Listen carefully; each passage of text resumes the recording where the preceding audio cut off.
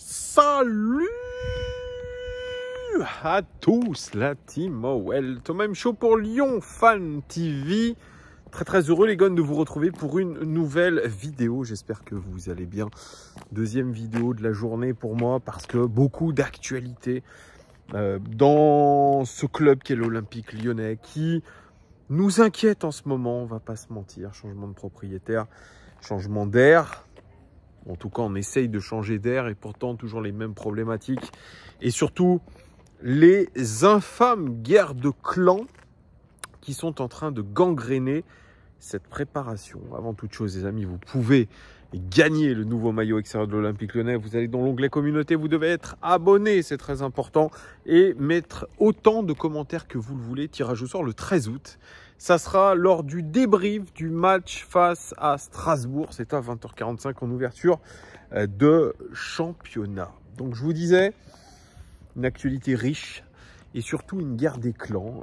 D'un côté, le clan John Textor, Santiago Cucci, qui sont à la tête de l'Olympique Lyonnais, qui essayent tant bien que mal de faire ce qu'ils ont à faire, c'est-à-dire faire retrouver les sommets à l'Olympique Lyonnais, essayer de bâtir l'équipe la plus compétitive possible, en essayant d'être malin sur le marché, en essayant de dégraisser au maximum et en essayant un petit peu de, je dirais, contourner les sanctions de la DNCG qui ont quand même un petit peu plombé les choses, notamment cet encadrement de la masse salariale qui est imposé par la DNCG et qui nous impose évidemment, oui c'est vrai on peut recruter, mais il faut absolument réduire les salaires. Il y a beaucoup de moustiques, j'ai vraiment pas de chance, moi je suis toujours dans des environnements où j'ai plein de bêtes qui m'approchent, je dois tirer toutes les bêtes. Bref, voilà, donc il y a Santiago Cucci et John Textor d'un côté, et puis le clan Jean-Michel Aulas qui est là pour, eh bien, un petit peu pourrir la vie des nouveaux propriétaires et montrer qu'ils sont toujours là et qu'ils sont comme un chewing-gum sous la chaussure de Santiago Cucci et sous la chaussure de John Textor. C'est Jean-Michel Aulas, vraiment, lui, je parle de son clan, mais on va parler de lui en personnel. Il est aujourd'hui le chewing-gum sous la chaussure de Santiago Cucci parce que c'est une guerre de communication interposée entre les deux hommes, même entre les trois hommes avec John Textor, mais on entend plus en ce moment Santiago Cucci qui est le président de l'Olympique Lyonnais. Il a fait une interview dans le journal L'Équipe ce matin, Santiago Cucci, où il maintient un petit peu les éléments de langage de John Textor et de Eagle, à savoir qu'on ne va pas faire les mêmes choses que Jean-Michel Aulas, qui ont produit les mêmes erreurs et les mêmes effets. On doit changer les choses, on doit changer de stratégie, comme il l'a dit, et c'est assumé complètement. Pour retrouver les sommets, pour retrouver la Coupe d'Europe, il faut changer des choses. C'était assumé, ce passage devant la DNCG avec ce nouveau plan, il est assumé aussi, c'est-à-dire ne pas vendre les meilleurs joueurs. Et d'ailleurs, il le dit très clairement, Barcola, Lukeba sont partie intégrante aujourd'hui du projet Eagle. Ils ne veulent pas s'en séparer. Alors, on ne sait pas si c'est la réalité et sauf gros chèque, ils resteront. On n'en sait rien. En tout cas, il l'a dit clairement. Voilà, nous, on ne veut pas vendre les meilleurs joueurs. C'est assumé. On n'a pas pu mettre ces 60 millions sur le compte de OL Group parce que on avait une OPA en même temps. Je ne vais pas rentrer dans les détails, j'y comprends rien. Je suis vraiment pas un financier et je ne vais pas faire semblant de l'être. Mais en tout cas, c'est comme ça que je justifie la sanction et le non-passage. Le non-passage positif devant la DNCG, comme ça qu'il le justifie. Il y avait un OP en même temps, on ne pouvait pas mettre ces 60 millions sur ce compte-là dans un délai très court, etc. Et quand on lui pose cette question sur les sorties médiatiques de l'ancien président Jean-Michel Aulas, il a dit « c'est regrettable qu'il y ait aujourd'hui des déclarations comme ça de la part de Jean-Michel, comme il l'appelle par son prénom à l'américaine, Vincent, etc. C'est un petit peu ce mode de stratégie où quand on vous parle avec votre prénom, ça fait comme si vous étiez un proche. Et il le dit, c'est regrettable, il faudrait que Jean-Michel Aulas tire dans le même sens que Eagle et qu'il soit absolument dans ce même projet-là. Surtout que Jean-Michel Aulas a toujours 9% d'OL Group. Donc ça fait quand même beaucoup, mais évidemment il ne se réjouit pas que Jean-Michel Aulas parle aujourd'hui dans les médias et discrédite un petit peu ce que voudrait faire Eagle Football. Et ça, c'est évidemment un caillou dans la chaussure. Et comme je redis, un chewing-gum collé sous la chaussure de Santiago Cucci, parce que on n'avait pas entendu Jean-Michel Aulas pendant un mois, on va dire. Et puis, on a eu toute cette communication qui a été remise en place par Aulas, par son agence, l'agence 2017, agence parisienne, avec interview dans le journal La Tribune, ensuite verbatim dans le journal L'Équipe, où on avait vu un Jean-Michel Aulas très étonné que Textor n'ait pas passé la DNCG de manière favorable, très étonné que John Textor n'ait pas écouté les recommandations et le plan initial de Jean-Michel Aulas pour passer la DNCG, et etc., etc. Moi, je vois une communication d'un côté qui est claire. Santiago Cucci, voilà, il est droit dans ses bottes. Il essaye de ne pas mettre de l'huile sur le feu plus que ça. Il essaye de justifier, en tout cas, ce passage non réussi devant la DNCG, en expliquant que peu importe, ils essayeront de faire l'équipe la plus compétitive possible, malgré tout. Et puis, d'un autre côté, on a encore une fois une interview de Jean-Michel Aulas, cet après-midi, lui qui est en Australie avec l'équipe de France féminine, qui a fait une longue interview sur RMC Sport, où une nouvelle fois, il charge Santiago Cucci, il ne le nomme même pas, c'est pour vous dire. Quand on ne nomme pas quelqu'un, c'est qu'on a du mépris pour lui. Il ne sait même pas s'il est directeur général ou président. Il dit qu'il n'a pas eu encore l'immense plaisir de le rencontrer. Rappelez-vous, quand Jean-Michel Aulas ne nommait pas Juninho, quand il était en interview, c'est vraiment qu'il avait un énorme mépris. Et aujourd'hui, il a ce mépris pour Santiago Cucci, parce que pour lui, le président de l'OL, à vie, ad vitam aeternam, comme on dit, c'est lui.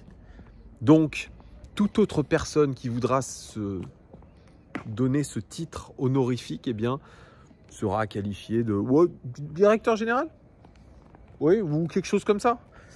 Voilà, c'est déjà le ton est donné. Un Jean-Michel Aulas qui regrette aujourd'hui les paroles aussi de Santiago Cucci, parce que dans son interview à l'équipe, il a dit on a hérité d'une situation, la situation de Jean-Michel Aulas telle qu'elle est aujourd'hui, c'est-à-dire en filigrane une situation un petit peu compliquée financièrement. Et ça, Jean-Michel Aulas voit ça comme une attaque personnelle, voit ça comme une insulte pour tous les salariés d'OL Group, qui sont plus de 500, pour son travail à lui, pour le travail de l'équipe dirigeante, qui est toujours la même, hein, je le rappelle. Ça aussi, c'est une erreur. Je suis toujours à répéter dans mes vidéos des choses, mais c'est important de les redire, qui est toujours la même équipe dirigeante aujourd'hui, qui est avec Santiago Cucci. Et d'ailleurs, c'est ce que je lui ai dit en substance dans mes messages Instagram, c'est que ça, c'est une erreur. Parce que garder cette même équipe dirigeante, c'est toujours avoir le père Aulas derrière soi, toujours en train de faire comme ça. Donc, on n'est pas totalement indépendant quand on a la même équipe dirigeante, et puis on a des risques de fuite, parce que Santiago Cucci le dit, Jean-Michel Aulas, il discute régulièrement avec ses membres de la direction lyonnaise, et ça va pas, franchement ça va pas, et je pense qu'il s'en rend compte. Donc un Jean-Michel Aulas, voilà, qui dit voilà, c'est pas très fair play, ou en tout cas c'est insultant pour moi-même, pour l'équipe dirigeante, pour les salariés d'OL Group, de dire qu'on a laissé une situation financière catastrophique, sachant que on a fait 15%, je crois, de plus de chiffres. Alors, je ne sais pas exactement comment on peut appeler ça. On a fait 15% de chiffres en plus. C'est ce que dit Jean-Michel Aulas. C'est ça, il dit Santiago Cucci, il ne l'a pas dit. Ah, donc, en gros, il y a des belles réussites pour Aulas. Il dit que l'OPA et les 60 millions, c'est du bullshit. Et qu'au final, ça n'a rien à voir. Ça, c'est ce que dit aussi Jean-Michel Aulas. Ça, je ne sais pas. Moi, je ne vais pas pouvoir vous répondre là-dessus. Mais Jean-Michel Aulas garde cette ouverture, puisqu'il dit en gros à Cucci et à Textor, moi je suis complètement ouvert à la discussion, à pouvoir conseiller Santiago Cucci. Il dit qu'il a traité, quand il était président de la Cégide, avec des entreprises qui faisaient de l'habillement, du commerce de détail, comme le faisait Cucci à l'époque à Lévis, et qu'en gros, il n'y connaît rien, et que dans ces domaines-là, c'est pas le même domaine que le foot, et notamment les passages devant les instances comme la DNCG, et que Cucci et Textor n'ont pas vraiment compris toutes les dynamiques autour des instances et des gendarmes financiers du football français, et que seul lui aurait pu conseiller clairement John Textor. En gros, Aulas, avec son énorme boulard, dit bah oui, moi je connaissais tout ça, j'avais la main dans ce réseau-là, j'avais la main dans ces instances-là, donc je savais comment il fallait faire pour passer. Et il justifie en tout cas tout. C'est en gros une justification contre une autre. C'est vraiment une sorte de guerre. Alors bien sûr, il se défend de tout conflit d'intérêts, de toute envie de pourrir l'actuel propriétaire, parce qu'il détient 9% des parts et qu'il est le deuxième plus gros actionnaire derrière Eagle, et que voilà, en gros, il faut compter sur lui, et qu'il est ouvert, comme je vous l'ai dit, à la discussion avec John Textor, avec qui il n'a pas eu de contact depuis 1 mois. Donc moi, ça me fait doucement rire toute cette histoire. Voilà, parce que Jean-Michel Aulas tire à boulet rouge de manière plus ou moins visible sur Santiago Cucci et John Textor, mais il dit regardez, je suis là et je suis pas prêt de lâcher l'affaire. Donc moi, ça me dérange un petit peu. Vous le savez, dans mes vidéos, alors on me dit ouais, t'es un anti-Aulas. Je suis clairement aujourd'hui un anti-Aulas. Moi, je pense que cet homme de 76 ans n'a plus de place à avoir dans le football français, et surtout pas à l'Olympique Lyonnais. Merci à lui pour ce qu'il a fait par le passé. Ça, on l'a déjà répété, mais aujourd'hui, fini. Khalas. Finito.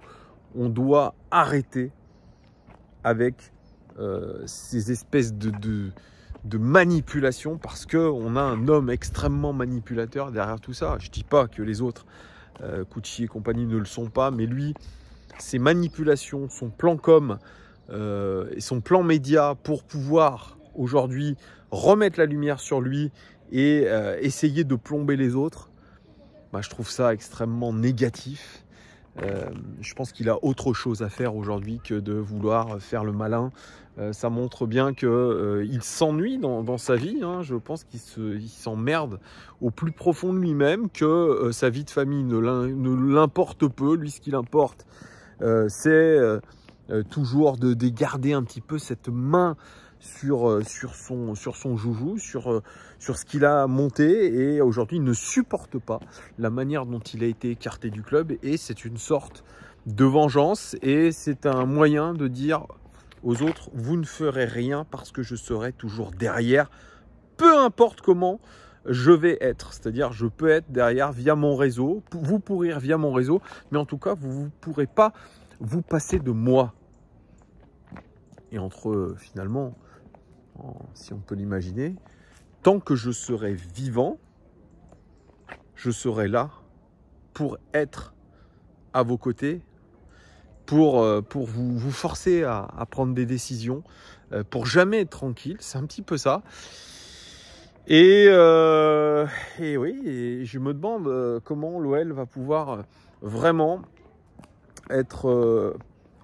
retrouver les sommets avec une direction qui a un projet et un ancien président et ancien propriétaire du club qui veut faire sa petite tambouille de son côté. On ne peut pas arriver à grand chose si les deux parties ne vont pas dans le même sens. Moi, j'aurais imaginé, franchement, que le fait que Jean-Michel Aulas ait été écarté du club fasse qu'en gros, il s'efface vraiment et qu'il laisse faire aujourd'hui la nouvelle direction. Ce n'est pas le cas. Ce n'est que le début, je pense, de la passe d'armes entre le nouveau propriétaire et Jean-Michel Aulas, et cela pourrait peut-être un jour arriver devant les tribunaux, toutes ces histoires. Et les seuls